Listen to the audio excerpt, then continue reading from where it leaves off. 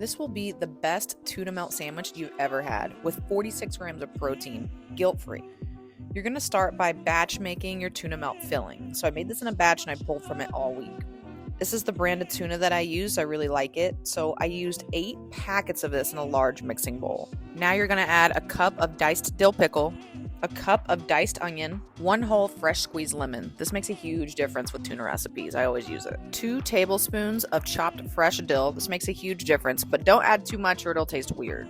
2 tablespoons of chopped fresh parsley as well. This is the difference maker with macros, okay? So a lot of people with tuna recipes, they use way too much mayo. So we're going to replace that with some plain yogurt. We're going to do a whole cup of the Siggis yogurt. So this makes a difference in how much protein it has as well, and it makes it not too high in fat. We're going to do a half cup of light sour cream, and then a half cup of mayo of your choice. Once that's all added, you're going to stir it around very carefully until it's mixed well. So this whole batch, it makes 7 sandwiches. Each sandwich, I put about 3/4 of a cup of the mixture onto the bread. Once it's all mixed, you're going to add a little bit of salt, stir it up some more. Don't go too crazy on the salt though. I used sprouted Ezekiel bread for all my sandwiches. This was the kind I used. Pro tip to save on calories is not using a lot of butter. So this is only about 1/3 of a tablespoon of butter. So I melt that in the pan first. Then you're going to take both slices of bread only on one side and coat them evenly in the butter you just melted. You're obviously going to set 1 slice of bread aside and then keep 1 slice on. Now you're ready to add your mixture. I used about 3/4 of a cup. You could use less if you wanted, but I tried to stuff it as much as I could.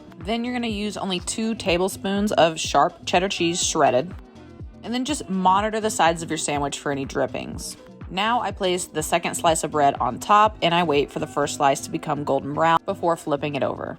Now you're going to flip and cook on the other side. Oh, and make sure you put the buttered side up of the other slice of bread, obviously. And just make sure to continually monitor the edges for any dripping. Once it's done, you're going to transfer to a plate and cut it in half diagonally because that hits different. And enjoy this high protein packed sandwich, my friends.